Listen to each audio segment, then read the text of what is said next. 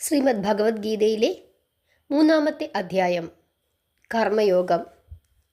കർമ്മയോഗയിലെ 12-ാമത്തെ ശ്ലോകത്തിലൂടെ ഭഗവാൻ ശ്രീകൃഷ്ണൻ അർജുനനോട് ഇപ്രകാരം പറയുന്നു: യജ്ഞം കൊണ്ട് ദേവന്മാരെ പ്രസാദിപ്പിച്ചാൽ അവർ തന്നെ നിനക്ക് ഇഷ്ടഭോഗങ്ങൾ ദാനം ചെയ്യും.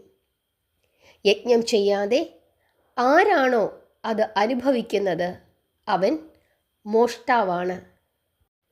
ശ്രീകൃഷ്ണ ഉവാച: ഇഷ്ടാൻ ഭോഗാൻ ഹി വോ ദേവാ ദാസ്യന്തി യജ്ഞഭാവിതാഃ തൈർദത്താൻ അപ്രദായൈഭ്യോ യോ ഭുങ്ക്തേ സ്തേന ഏവ സഹ.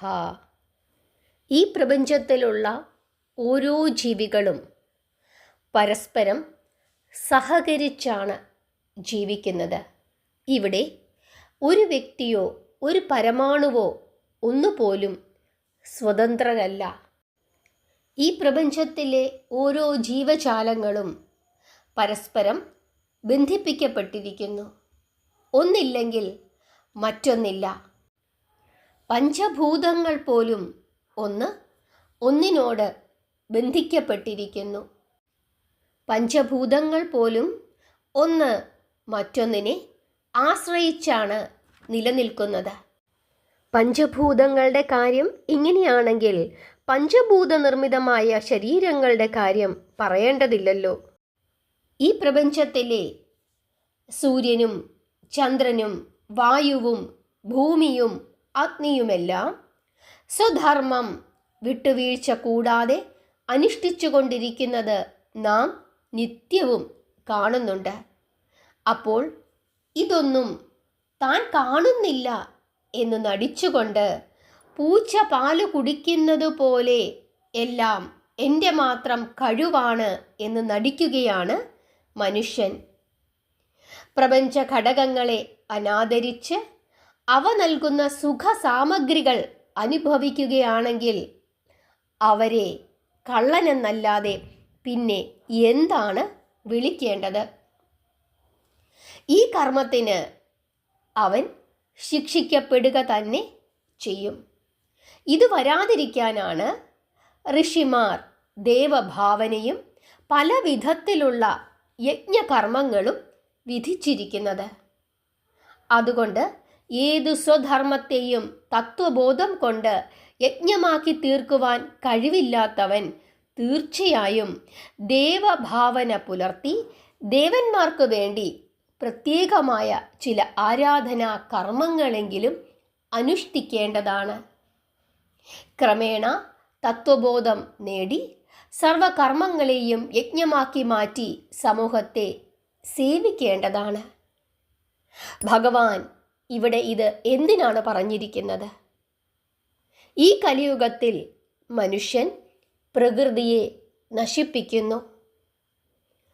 എല്ലാം പ്രകൃതി തനിക്ക് കനിഞ്ഞു തന്ന സൗഭാഗ്യങ്ങളാണ് എന്ന് തിരിച്ചറിയാതെ ഇത് വെറും പുഴയല്ലേ, ഇത് വെറും പാറക്കൂട്ടങ്ങളല്ലേ, ഇത് കുറച്ച് മരത്തടികളല്ലേ, ഇത് കുറച്ച് ജീവികളല്ലേ എന്ന് പറഞ്ഞ് എല്ലാത്തിനെയും വെട്ടി നശിപ്പിക്കുകയും ഒന്നിനെയും ബഹുമാനിക്കാതിരിക്കുകയും എല്ലാത്തിനെയും നിന്ദിക്കുകയും എല്ലാത്തിനെയും പിടിച്ചു ഭക്ഷിക്കുകയും ചെയ്യുന്ന നീചന്മാരായ മനുഷ്യരോടാണ് പറയുന്നത്, അവർ പ്രകൃതി നിങ്ങൾക്ക് കനിഞ്ഞു തന്ന അനുഗ്രഹം കൊണ്ടാണ് നിങ്ങൾ ജീവിക്കുന്നത്. നിങ്ങൾ അവരോട് അനാദരവ് കാണിച്ചാൽ തീർച്ചയായിട്ടും നിങ്ങൾ അതിൻ്റെ ഫലം അനുഭവിക്കേണ്ടി വരും. അതുതന്നെയാണ് അടിക്കടി നമുക്കുണ്ടാകുന്ന പ്രകൃതിക്ഷോഭങ്ങൾ. പ്രകൃതിയെ നശിപ്പിക്കുമ്പോൾ പ്രകൃതി തിരിച്ചടി നൽകും. അതുകൊണ്ടാണ് ഋഷിമാർ മലകളെയും വൃക്ഷങ്ങളെയും പൂക്കളെയും പക്ഷിമൃഗാദികളെയും എന്തിനു പറയുന്നു, സർവചരാചരങ്ങളെയും നദികളെയും വെള്ളത്തിനെയും ഈശ്വര സങ്കല്പമായി കണ്ട് പൂജിക്കുവാനും ബഹുമാനിക്കുവാനും പറയുന്നത്. ഇതെല്ലാം ദേവതയാണ് എന്ന് പറഞ്ഞാൽ മനുഷ്യൻ എന്തു ചെയ്യും? അതിനെ ദേവതാരൂപത്തിൽ ആരാധിക്കും. അതുകൊണ്ടാണ് ഭഗവാൻ ശ്രീകൃഷ്ണൻ ഗോവർദ്ധന പർവ്വതത്തെ പൂജിക്കുവാൻ പറഞ്ഞത്. മനുഷ്യൻ ദേവതകളെ പൂജിക്കാതിരിക്കുന്ന സമയത്താണ് അവന് അനർത്ഥങ്ങൾ ഉണ്ടാകുന്നത്. ദേവതാരൂപത്തിൽ പ്രകൃതിയെ കാണാതെ അവൻ പ്രകൃതിയെ നിന്ദിക്കുമ്പോഴാണ് അനർത്ഥങ്ങൾ ഉണ്ടാകുന്നത്. അങ്ങനെ പാടില്ല. പ്രകൃതിയെ ബഹുമാനിക്കാതെ അവർ നൽകുന്ന ഫലങ്ങൾ അനുഭവിച്ചാൽ അവനെ മോഷ്ടാവ് എന്ന് തന്നെ വിളിക്കണം എന്നാണ് പറഞ്ഞിരിക്കുന്നത്. ദേവതകളെ പൂജിക്കാൻ പറയുന്നു. ദേവതകൾ ആരാണ്? ഹിന്ദുമത വിശ്വാസ പ്രകാരം പ്രപഞ്ചമാണ്.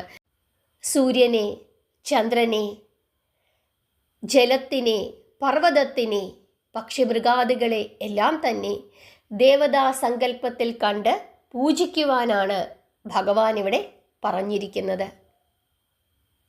നിങ്ങൾക്ക് മനസ്സിലായി എന്ന് വിശ്വസിക്കുന്നു. പ്രകൃതിയെ സ്നേഹിക്കുക. ഈ പ്രകൃതിയിലുള്ള ഓരോ വസ്തുവിനെയും ഈശ്വരൻ്റെ പ്രതിരൂപമായി കണ്ട് ആരാധിക്കുക, പൂജിക്കുക. പ്രകൃതിയെ നശിപ്പിക്കാതിരിക്കുക. അങ്ങനെ ചെയ്താൽ ദേവതകൾ നിങ്ങൾക്ക് ശ്രേയസ് പ്രദാനം ചെയ്യും, സുഖസാധനകൾ കനിഞ്ഞു നൽകും എന്നാണ് ഭഗവാൻ ഇവിടെ പറഞ്ഞിരിക്കുന്നത്. ഹരേ കൃഷ്ണ.